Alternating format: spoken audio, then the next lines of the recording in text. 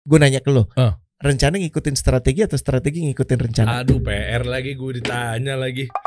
Coach kasih solusi. Coach Rene. Dari. Waduh, ini pertanyaannya langsung saya tembak nih ya. Jadi mendingan jadi karyawan atau pengusaha? Dua-duanya ini nggak tahu deh. Karyawan kalau istilahnya nggak berkontribusi pada pengusaha atau perusahaannya, ya nggak jalan. Jadi pengusaha butuh karyawan. Dan karyawan juga butuh pengusaha. Kalau nggak dia mau kerja di mana kan? Yang namanya korporasi besar kan dimulai sama pengusaha pasti kan? Betul. Nah itu loh. Dua-duanya saling apa ya? Saling menopang ya. Jadi antara perusahaan mau jalan, ya kan dia juga harus butuh karyawan. Bener nggak? Nah kalau karyawan mau kerja, kalau nggak ada perusahaan kerja di mana? Iya. Nah iya kan kalau nggak ada pengusaha yang bawa dan nggak mendirikan perusahaan tersebut. Pertanyaan keduanya, jadi yang bener yang mana sih? Yang menjamin kita ke depannya tuh yang mana? Kan menarik ya kalau kita ngelihat itu pilihan antara ini kan nggak beda jauh sama pilihan antara lo suka es krim coklat atau suka es krim vanila gitu kan. Orang yang suka es krim vanila akan bilang ya gue cocoknya vanila. Ya kan yang coklat ya gue suka coklat. Cuman masalahnya kalau es krim coklat dan vanila keputusan itu dampaknya paling abis lo makan lah. Sampai lo kemudian di treadmill untuk bisa ngurangin beban apa ekstra fat itu tadi ekstra lemak itu. Tapi kalau pilihan terkait hidup, terkait jalur hidup, apakah saya mau jadi karyawan atau saya mau jadi entrepreneur, konsekuensinya kan panjang ya. Panjang tuh. Iya kan? Bener. Dan ya itu tadi kebanyakan dari kita hanya melihat yang gue bisa dapat apa dari sini. Dan kita lupa bahwa sebenarnya sebelum bicara itu ada baiknya mengenali diri lo dulu. Mengenali ya itu tadi yang ada di sekeliling lo seperti apa.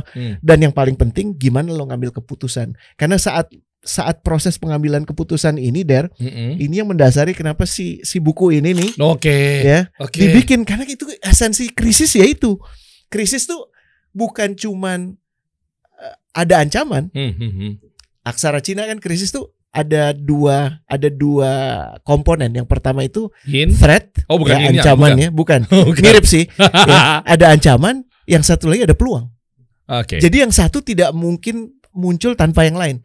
Nggak mungkin lu cuman bisa ngelihat ini peluang aja sebagaimana tadi entrepreneur atau ngantor. Cuman ngelihat peluangnya aja. Nggak bisa. Lu juga mesti melihat aspek risiko, aspek ancamannya. Dan tapi kalau gini gimana Coach? Dia kerja karena memang untuk pelajari lebih dalam ilmu bisnis seperti apa, akhirnya dia buka sendiri. Itu banyak juga seperti gitu. Misalnya dia bela-belain mau kerja di Tokopedia karena memang dia ujung-ujungnya pengen bangun startup misalnya. Banyak sekali dan rata-rata sangat sah. Cabut di tengah jalan bukan malah menjadi mudarat buat perusahaannya. Di perusahaan itu kan punya orientasi pemikiran yang baik. Itu bisa terpenuhinya gimana? Dan kalau kemudian di tengah jalan ada ketidaksepakatan atau karena ada peluang lain saya ingin melakukan sesuatu yang pas, silahkan aja asal tidak disambi. Tidak disambi itu maksudnya lo lagi dibayarin sama Tokopedia terus lo bikin Tokopedia kuadrat gitu ya. Nah itu menurut gua ada yang ngaco gitu. Banyak yang memilih jalur seperti itu. Tapi banyak juga yang kemudian langsung terjun. Dan dua elemen ini antara lo karyawan atau pengusaha, dua-duanya juga sama nggak sih mengalami quarter life crisis gitu? Iya, itu term yang baru-baru ini sebenarnya. Kalau dulu kan ada midlife crisis ya, orang udah masuk tengah usia 40-50, itu baru ngerasa gue bener nggak ya mendefinisikan hidup gue, ngejalanin hidup gue. Nah sekarang tuh jadi lebih cepat, jadi sekitar umur 25 tuh udah ngerasa kayak gitu. Dan pertanyaannya salah satu pemicu life crisis itu adalah soal pekerjaan. Pekerjaan gue baiknya bukan cuma kerja di mana, tapi milih jalur yang mana. Gitu. Makanya menurut gue ini ideal banget obrolan tentang gue mau jadi entrepreneur atau mau ngantor aja. Itu merupakan pemicu krisis yang butuh kita pahami. Karena jangan-jangan kita melihat ini konteksnya cuman untuk apa yang kita bisa dapatkan itu tadi, dan kita nggak ngelihat potret besarnya. Hari ini gue cuma ingin menyampaikan potret besarnya, pilihan-pilihan lo itu tadi ya, di samping kesempatan yang lo mungkin dapat bahwa kalau jadi karyawan, gila pensiun gue udah dibayarin men. Banyak lo yang pertanyaan kenapa sih masih mau kenapa masih mau jadi ASN istilahnya sekarang ya, pegawai negeri gitu kalau zaman dulu ya. Terus jawabannya adalah supaya pada saat saya pensiun nanti ada yang ngurusin saya. Menarik ya. Pemikirannya jauh, tapi di sisi lain bisa jadi dia lebih fokus siapa yang ngurusin gue gitu, bukan apa yang gue bisa berikan. Ini menarik ya. Oke. Menarik ya. Tapi kan kalau usaha juga bukan begitu. Kalau usahanya jalan kan anak-anak gue, keturunan gue juga jalanin juga. Iya makanya. Ya, cuman kan? Kalau usaha sangat jarang ngelihatnya dari aspek itu. Sejujurnya orang yang memilih usaha adalah supaya dia gemilang gitu. Dan makanya pilihan menjadi pengusaha lebih banyak didominasi oleh orang-orang yang muda. Kan lebih ambisius, kan masih punya energi. Kalau udah 50 lewat kayak gue gini gitu ya, apalagi 60 lewat mulai mikir-mikir gitu. Kayaknya ya kita udah punya pemahaman gue bisa sejauh mana sih kalau gue bikin usaha. Jadi mendingan gue kerja aja deh. Ada tuh pemikiran seperti itu. Dipengaruhi gak sama usia? Dipengaruhi. Tapi gak cuma itu. Gue kasih gambaran dulu deh ya supaya dapat ilustrasinya. Ada 140 juta orang dari angkatan kerja. Lo ngerti angkatan kerja kan? Jadi orang yang berada pada usia produktif di Republik Indonesia.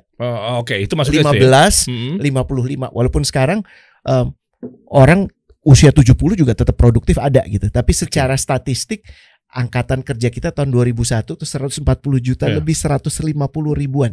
Ya. Dan gue pengen nanya sama lo sih, kira-kira yang lulusan sarjana dari total ini berapa persen? Waduh. Dari 140 juta.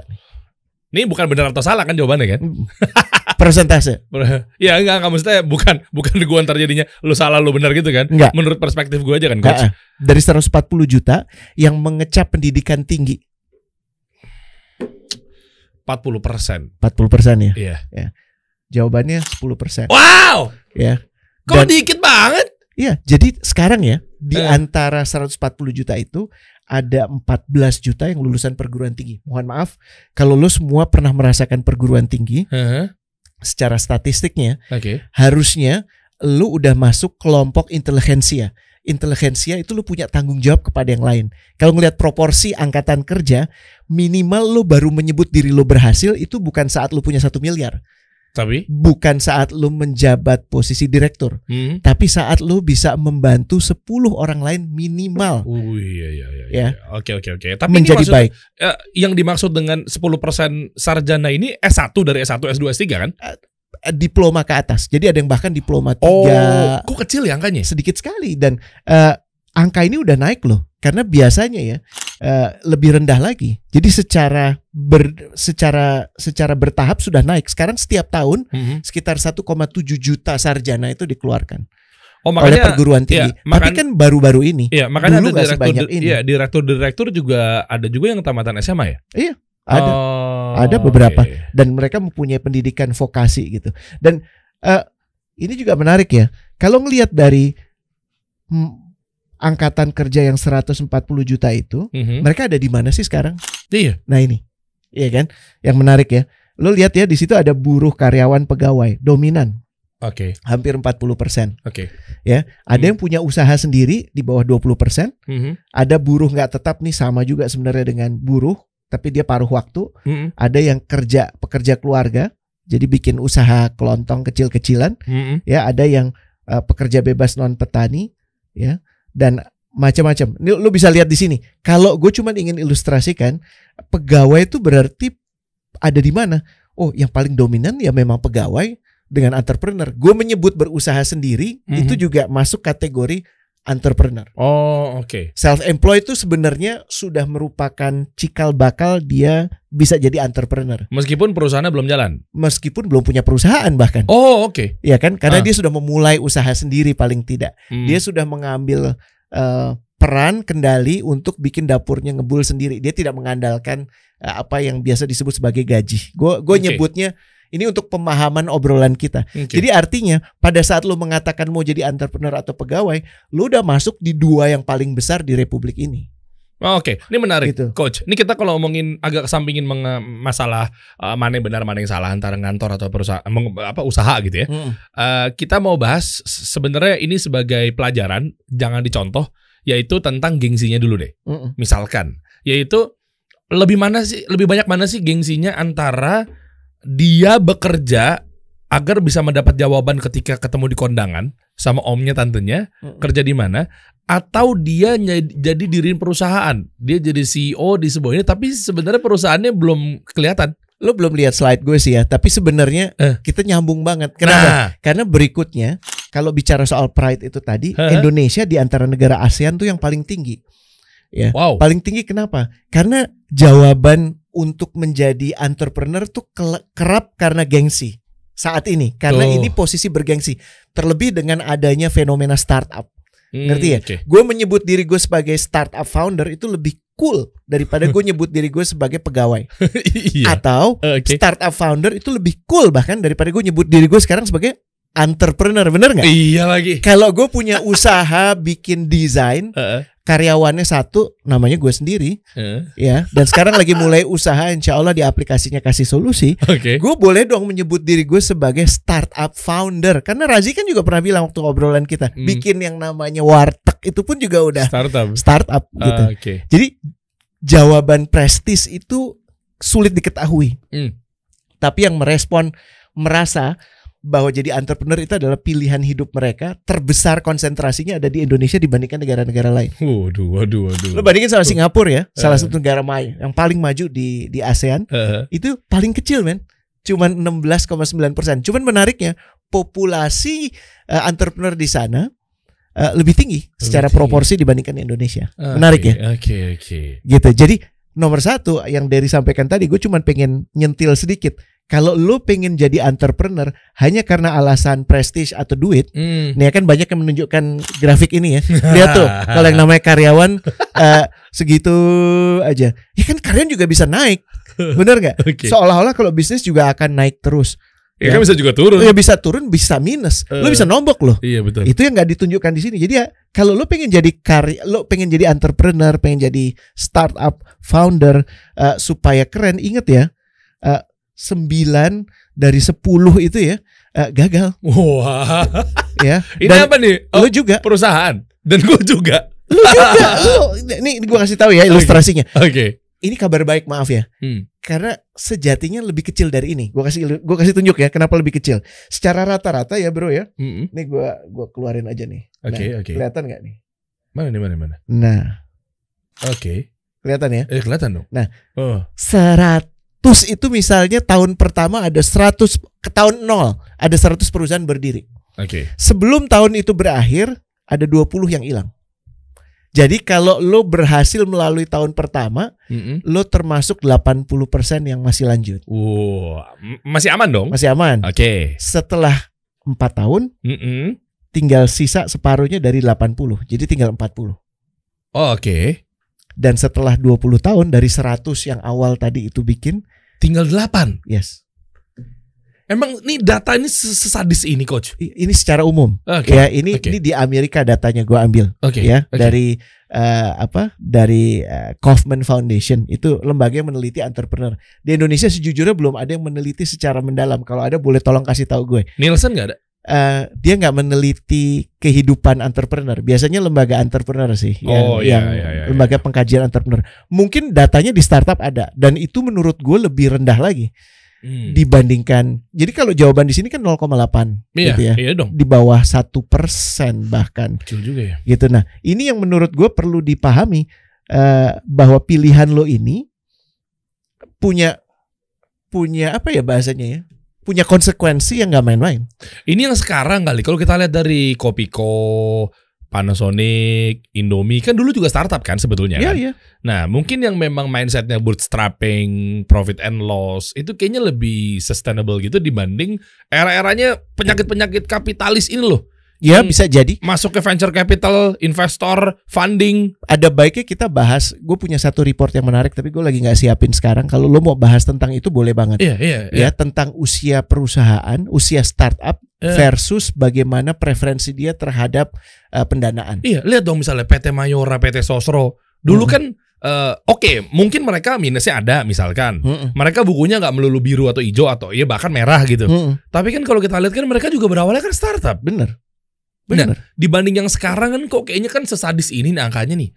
Iya kan karena memang taunya dia nggak punya pola pikir yang hebat mengenai ya sesimpel yang mungkin kita di offline selalu gue bilang bahwa ada demand creation. Mereka taunya udah ada duit 200 miliar ya udah tinggal bakar aja. Tapi sementara mungkin loyalis belum kebangun. Nah itu gimana ya? Wah, jawaban mudahnya harus dipelajari lebih dalam dan sebagai pelakunya harus punya pemahaman bahwa lo bukan cuman ada di bisnis bakar duit. Oke. Lo bukan cuman ada di bisnis yang penting grow, growth gitu ya. Iya. Harganya berapapun yang penting growth. Valuasi. Valuasi habis itu lo exit. Ini tentang bagaimana lo berusaha melakukan sesuatu yang emang lu seneng banget gitu. Jadi kesukaan lu akan satu hal itu membuat lu memunculkan usaha ini. Menarik. Apakah fenomenal ini juga bisa ditarik di tahun 90-an? I mean, dulu kan ada Pagoda Pastilles. Dulu kan ada permen Chelsea. Dan lain-lainnya. Itu kan juga tumbang. Kita berbicara dengan tumbang ya. Angkanya sama gak? Dengan fenomenal yang kemarin, tapi pada tumbang, coklat Superman, Yosan. Banyak tumbang tuh banyak alasannya ya, Der ya. Dan gue nggak punya datanya untuk mengatakan ini karena apa. Oke. Tapi kalau untuk sebuah organisasi dari tadinya diadakan kemudian menjadi stabil, ya dari growth kemudian sampai stability, ya sampai kemudian dia udah bukan cuman sekedar startup tapi udah scaling up. Yang dibutuhkan itu adalah komitmen ownernya bahwa dia nggak cuman ada di situ. Karena ini. Waduh. Clear ya? Slide-nya Coach Rene gak main-main nih. Kalau dibikin workshop nih kayaknya mahal banget nih harganya nih. Maaf ya, bukan cuma ini Der. Tapi? Karena ini. Ya. Jadi kalau alasan lo, coba cek dulu. Gue gak mau jawab dulu ya. Tapi kalau alasan lo ingin jadi entrepreneur supaya tajir, supaya sukses, supaya dikenal, gak cukup. Oke. Dan bisa jadi lo akan termasuk ke dalam kelompok yang ini. Iya. Bahkan lu masuk lebih awal lagi, sebelum setahun juga udah bubar. Ya, mending yang nomor 8. Kalau tiba-tiba lu yang 20 di antara 100 itu yang pertama kali. Iya kan? Nah, gue merasa tugas kita kasih solusi di sini adalah ngasih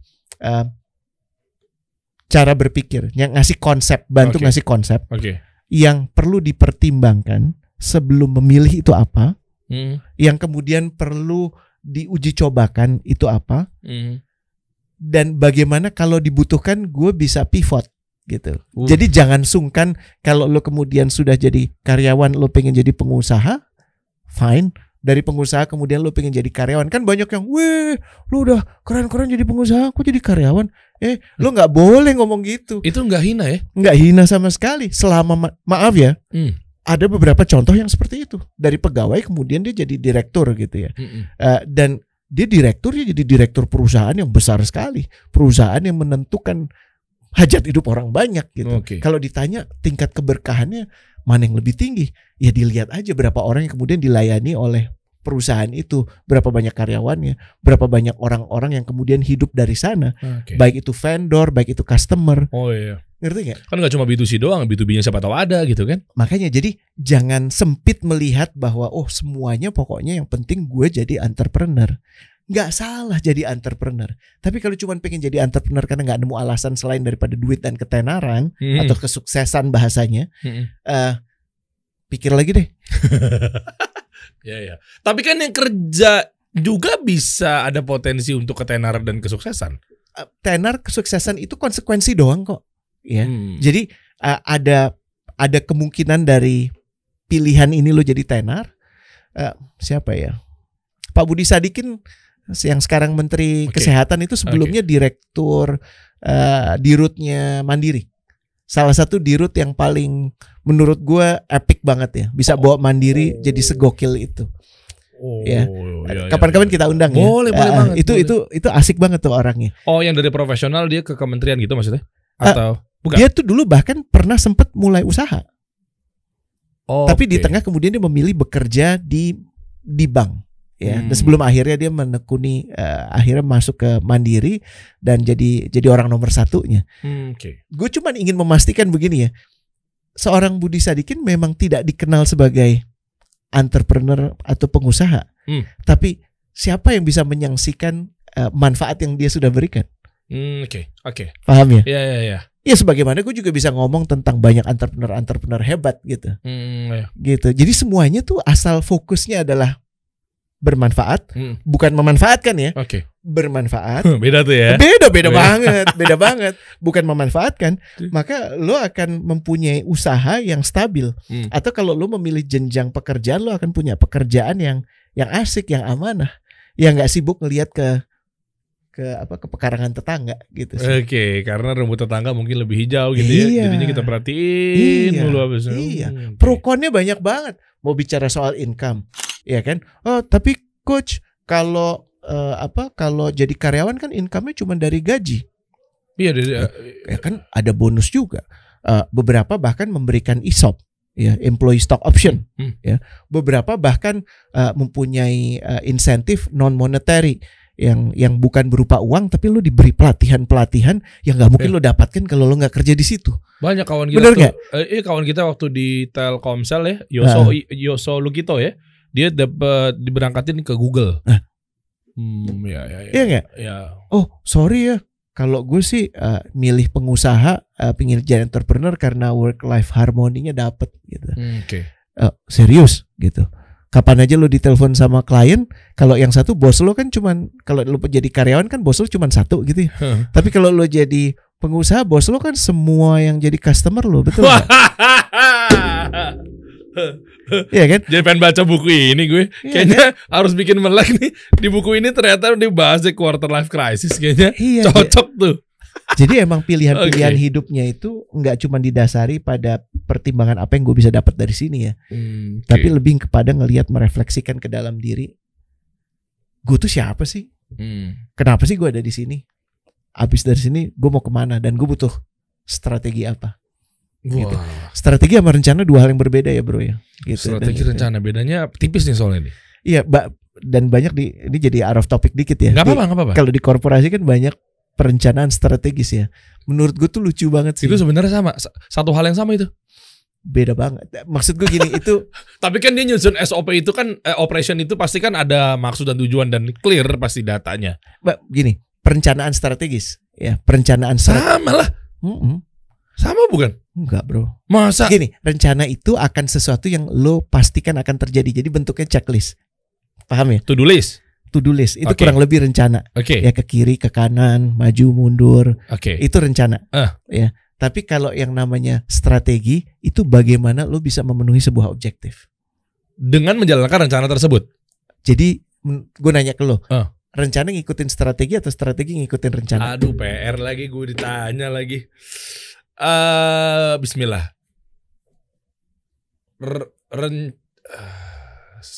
Nih yang satu ya. Yang satu ini kalau rencana itu bicara akan hal-hal yang dalam kendali lo.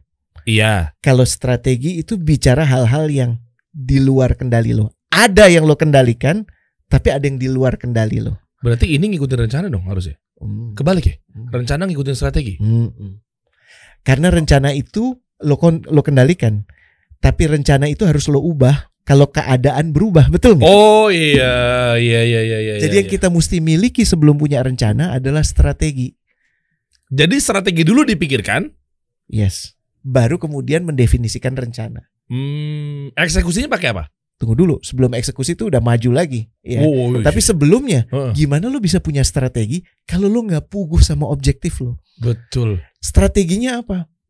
Kita akan belok kiri, belok kanan, maju, lari. Tunggu dulu. Objektif Bapak apa? Oh iya, kita belum bahas. Jangan-jangan objektif lo buat kalah. Objektif lo bukan buat menang. Iya betul. Lucu ya? Nah, jadi fundamentalnya. Jadi pertanyaan basic yang harus dijawab sebelum memilih jadi entrepreneur atau atau jadi pengusaha. Kenapa lo pengen jadi entrepreneur? Kenapa lo pengen jadi pengusaha? Itu objektifnya. Iya. Nanti diturunkan jadi strategi bangun rencana di bawahnya, baru ada yang namanya eksekusinya. Dari eksekusi nanti ada optimasi. Itu rantatan berpikirnya ya. Kan sama, lo kan anak brand kan? Ya kan? Kan supaya bahasa yang paling mudah, brand itu kan bisa dibuat yang penting lucu, nice, mesh gitu kan? Iya kan? Tapi mesh lucu sebenarnya buat apa sih? Wah, iya benar, harus clear dulu objektifnya. Bener nggak? Kenapa kok ada brand yang dibuat secara desainnya, grafisnya itu norak? Ya karena emang lu menuju ke market yang appealing sama itu. Itu kalau nggak salah seperti Mercedes-Benz, kalau salah mohon maaf ya. Mercedes-Benz ngerancang Roncar. Dulu Roncar tuh menengah ke bawah banget iklannya. Roncar yang mobilnya mau kecuri, alarm mobilnya. Wah, mobilnya kecuri. Padahal ternyata di balik itu katanya waktu itu sama teman-teman saya bilang itu dari Mercedes-Benz. Maksudnya dirancang bisa juga ya. Jadi memang terkait hidup kita, banyak yang punya rencana tapi nggak punya strategi, dan tidak punya strategi karena nggak paham objektif. Nah itu yang kita mau coba luruskan di workshop kita. Wah bener, udah dibocorin. Dan buku-buku ini juga ada hubungannya sama workshop juga nggak? Buku ini lebih luas. Jadi workshop itu bicara soal memastikan seseorang paham objektifnya, memastikan seseorang membangun strategi, menyusun rencana, dan baru setelah itu ada eksekusi dan optimasi. Buku ini secara umum membahas tentang banyak krisis dalam kehidupan kita. Karena krisis kan ada yang karena ini tadi nih, yang karena apa? Jadi gue jadi karyawan atau entrepreneur, krisis kan? Ya krisis dong. Ada juga yang krisisnya mungkin kok gue kagak dapat kerjaan. Itu krisis juga kan? Iya dong. Gue udah tahu gue pengen jadi karyawan, tapi gue nggak dapat kerjaan. Sama halnya dengan gue udah tahu gue pengen buka usaha nih, tapi gue nggak tahu apa. Itu kan juga sama kan? Atau kok gue nggak dapat jodoh ya? Itu kan juga krisis. Nah krisis itu bentuknya banyak. Tapi kalau dibiarkan, yang kita pahami dari krisis itu sesuatu yang untuk dihindari aja. Kita akan ngelihat krisis tuh fobi gitu. Yang kita rasain cuman galau, nggak asik, gini-gini, nggak berkembang, nggak pede. Kok gitu sih gitu. Dan akhirnya supaya membuat kita merasa sedikit lebih baik, kita nyalain sekeliling kita.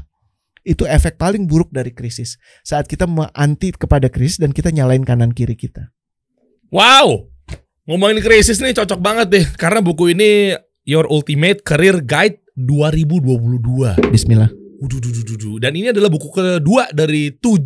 Yes. Bener kan? Yes. Ini makanya minta doanya ya. Ini buku kedua, gue masih harus nulis 5 lagi gitu. Jadi ini adalah buku kedua dari 7 seri Your Job is Not Your Career. Dan mengulas momen-momen krisis dalam kehidupan. Apakah itu quarter life crisis, midlife crisis, atau segala bentuk krisis lainnya. Bagaimana mengenali dan mengakuinya. Coba kita bedah tipis-tipis nih Coach. Jadi nanti kita bahas abis ini mengenai workshop ya teman-teman ya. Tapi sekarang gue pengen tahu dulu isi buku di dalam ini.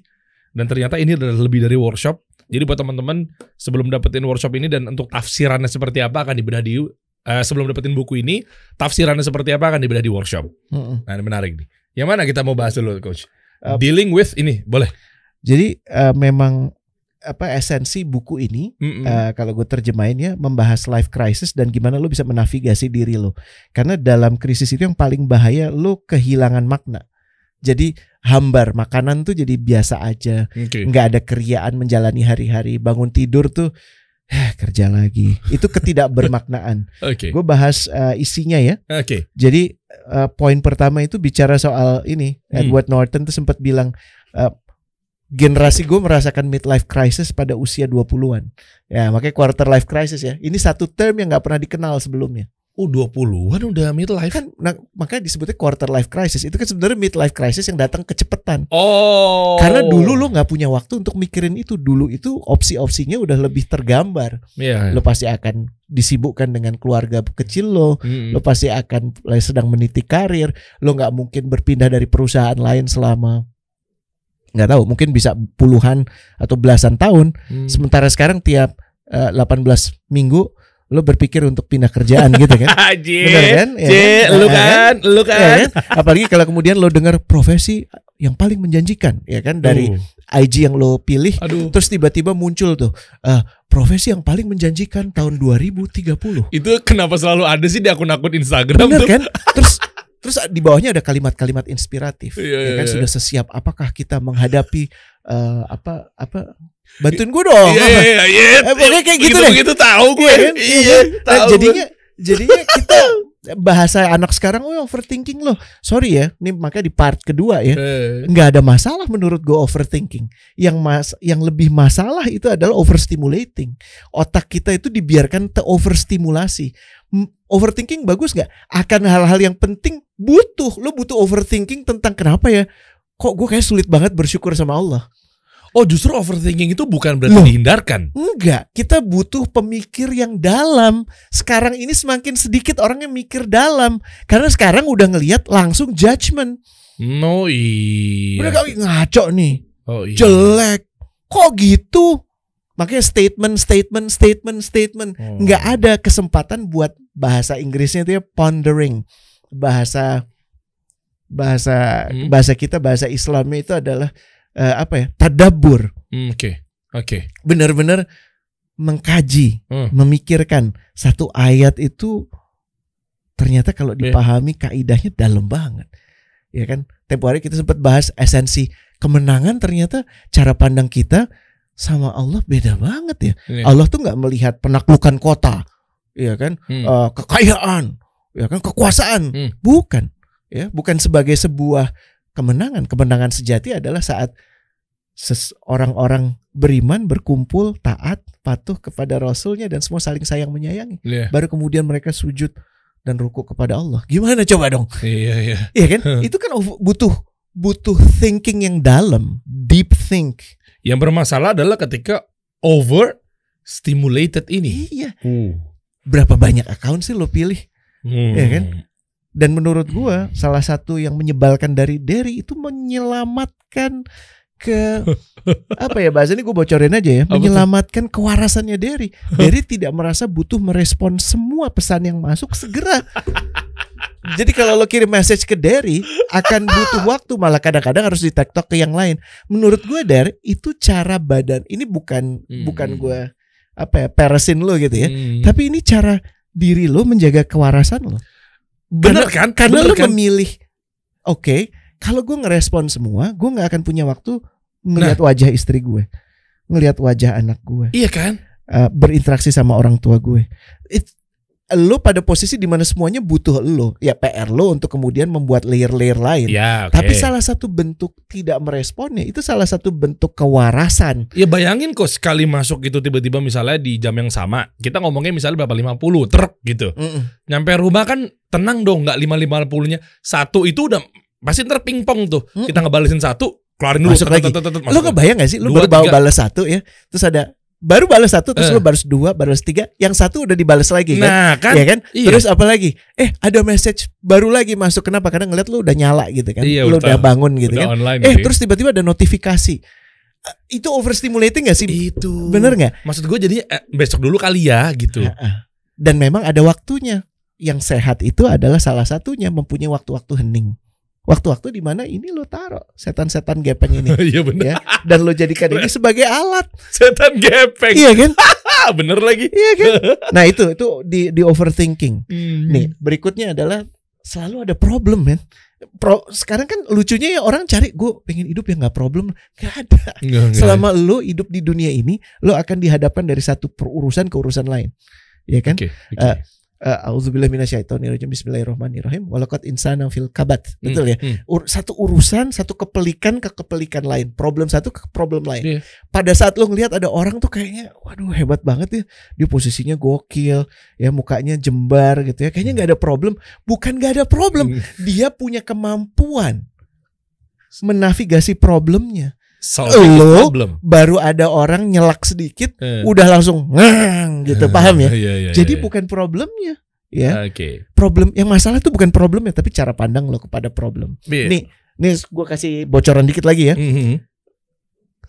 Apa ya bahasanya? Obsesi kita untuk bahagia, dan ini menurut gue isu besar sih. Ya, bahwa bahagia itu dipandang sebagai satu tujuan. Gue harus bahagia. Padahal loh, bahagia itu kan keadaan emosi. Kapan sih lo bahagia? Ada masa-masa, tapi kan nggak selamanya. Ngebayang nggak kalau lo happy terus? Gila lo sebenarnya. Dan kalau lo nggak pernah ngerasain sedih, lo nggak ngerasain bahagia, benar nggak sih, Der? Sementara Allah berfirman nih banyak ya, salah satunya di Al-Baqarah juga ya kan, manusia diuji dengan makanan, minuman, air. dan lain sebagainya lah, kurang lebih seperti itu. Iya kan, artinya kan memang ujian dan masalah itu udah pasti ada gitu loh. Iya, dan jangan membesar-besarkan bahagia. Kalau lu cuma pengen bahagia, ya itu udah menetapkan satu tujuan yang menurut gua absurd untuk hidup lu sendiri. Salah nggak bahagia? Enggak, tapi jangan jadikan itu sebagai tujuan. Ada kok momen-momen lu bisa bahagia. Lu biasanya besok itu kerja, dikasih cuti sama bos lu. Bahagia kalau gampang banget jadi.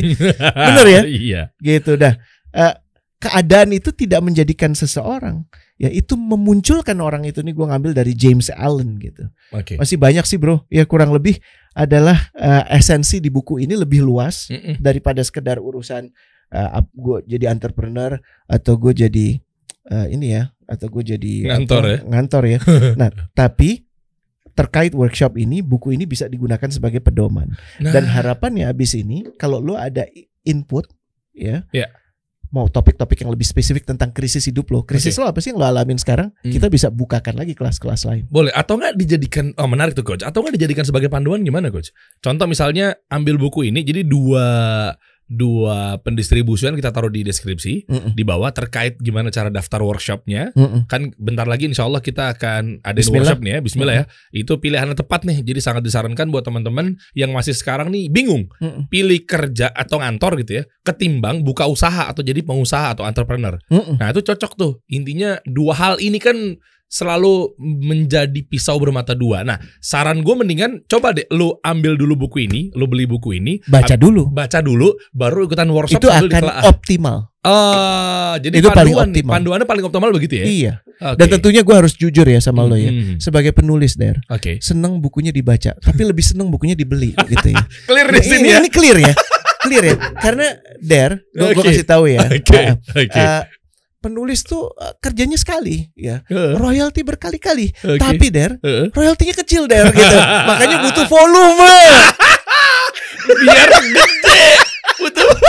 Contoh ya, kalau lo tuh beli tuh jangan satu, lo beli satu buat lo, satu sama buat kawan lo gitu yang tersayang gitu. Ini maksa banget nih jualannya, kasihan banget ya. Anak gue 3 Der gitu ya. Loh justru clear, YouTuber sekarang aja nggak malu-malu coach bilang, ayo ya subscribe ya channel ini agar aku biar lebih semangat lagi kontennya. Nah itu kan kayak gitu-gitu dia mereka clear. Iya. Nah kalau di sini, ayo ya beli buku Coach Rene ya, agar Coach Rene untuk semangat lagi melanjutkan buku ketiga. Kalau gue nggak tulis lagi nih berikutnya nih, kagak ada yang beli, gue nggak tulis aja udah deh, samat. Klik link di bio untuk dapetin buku ini dan juga untuk workshop bersama Coach Rene. Coba kita lihat tampilin gambarnya Coach. Ya workshop. Ayo, ini sebagai panduannya nih. Ya jadi ikutin workshopnya jadi lebih tenang. Nah, itu dia tuh workshop Coach Kasih Solusi bersama Coach Rene Suhardono. Ya semoga Allah jaga beliau nih orang yang ada di foto ini. Masya Allah, bismillah. Nah sebagai penulis dan juga coach lewat Zoom. Tuh insya Allah di akhir bulan ini. Gimana cara daftar? Sama dari juga kan? Iya sama. Ya jadi coach kasih solusinya versi lebih deep, lebih dalam lagi di situ. Siap. Kita berdua di situ. Ada interaksi juga. Ada. Dan kawan-kawan yang nanti akan berkumpul akan ada surprise bahwa ternyata yang lo dapat bukan cuman ilmu, bukan cuman konsep berpikir bagaimana lo memutuskan. Iya. Tapi ada satu lagi yang nanti gue akan bagi setelah kita jumpa di sana. Dan cuma ada di workshop, nggak ada di Coach Kasih Solusi podcast ini. Nggak ada, karena kan kita di sini nggak ketemu langsung. Tapi kalau di Zoom kan nanti kita ketemu langsung. Betul. Dan kita akan pastikan ada satu skema yang memudahkan kawan-kawan dalam perjalanan nanti dan Anda nggak sendiri. Itu bocorannya itu deh. Waduh, kapan lagi nih? Jarang-jarang karena kita nggak tahu lagi kapan dibukanya workshop ini, Mas ya. Oke, buruan teman-teman, sangat disarankan langsung aja klik link di bawah ini atau di deskripsi. Oke. Coach Kasih Solusi.